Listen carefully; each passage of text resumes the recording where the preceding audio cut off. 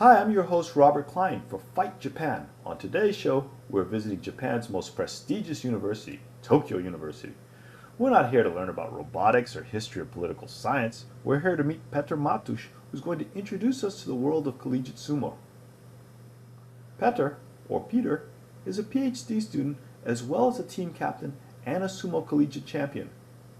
In today's show, he's going to explain the basics of sumo training. He's going to briefly introduce us to some tactics, and we're going to get to watch him fight. So why did you pick sumo? Well, I was invited by my friend, who was a member of this club. First I thought it was just a joke, but I tried, and well, although I don't have a body of a sumo wrestler, I realized that it can be a lot of fun.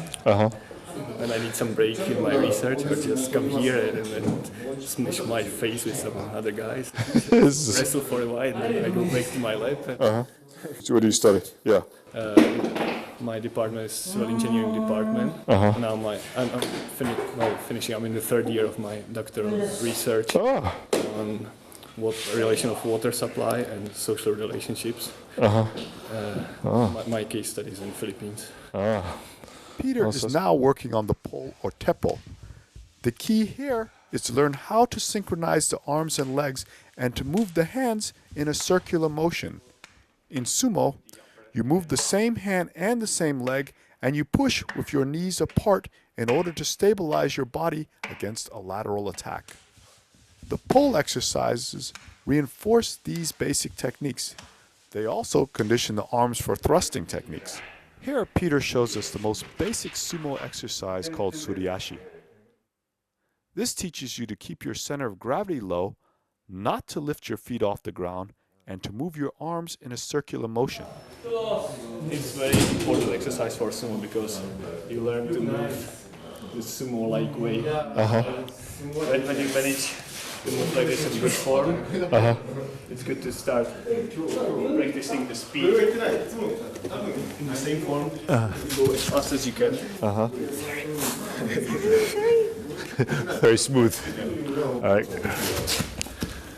You can like practice going for mawashi for the belt, or you can practice tsupari, The pushing, the thrusting techniques. Okay. So why is sliding your feet so important in sumo? In sumo we have no shoes. We practice on slippery soil. And when you push, if you lift your feet up, you are easily you're quite vulnerable. You can be knocked out of balance quite easily. If you never leave your feet from the ground, you have much better balance. So basically in sumo, you never really take your feet off. Unless you're doing some throwing technique or something. But while pushing or while moving somewhere, you always shuffle. Okay. Here, Petr explains how one uses lateral suriashi to imbalance an opponent through simultaneously pushing down and lifting up the opponent's elbows. Here I'm trying to squeeze you so that you cannot use this hand. And the other hand, which is inside, I'm trying to Bounce. the other way. Yeah. Like this. And I use my head to push. Last but not least, Peter shows us shiko, which is the quintessential sumo exercise. It is far more complicated than it seems, as Peter explains. So you start by moving your weight, your body to one side, and lifting the whole body just by the power of one leg. Okay.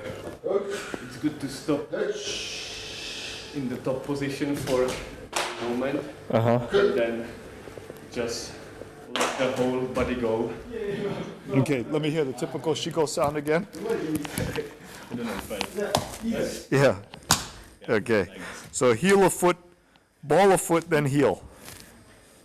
Yeah, first around here, and then heel. Okay. The other foot, taking this one. Yeah, so this one should... That's the foot grabbing. Yep. and not moving or not jumping like this. Although it's difficult sometimes. I just grab the ground and stay stable. I have this.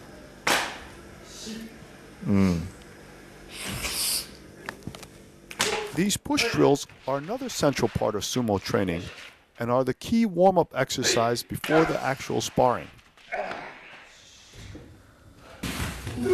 Peter must help the younger fighters develop their techniques through sparring. What's dashinage? A special kind of throw when you grab the belt and you don't throw like in the other throws like in judo or something. You don't throw like rotating the opponent, but you throw linearly. You just kind of like linearly pull the opponent Out of the ring. the other way. Here, Peter applies the dashinage technique he just showed us. He does it again with his other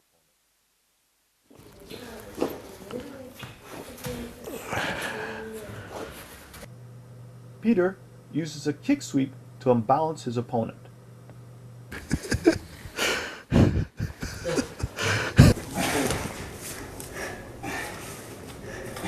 I'll show you 3 guys. Peter's coach uses the novice fighter's bad foot position to twist him off balance. Peter explains how. If your feet pushes like this, which is common in rugby or American football, you can get twisted easily. So in sumo, this kind of pushing doesn't work. But if you push like this, it's not so easy to twist you. He's a rugby player. I'm always the perfect example. It's very pedagogical.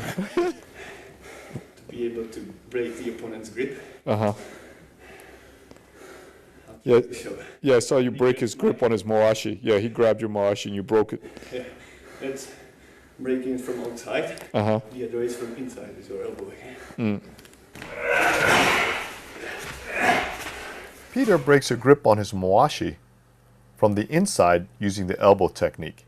He does it from the outside as well. Yeah. So I used mainly the thrusting attacks. And last year I happened to win over the former world champion just by thrusting.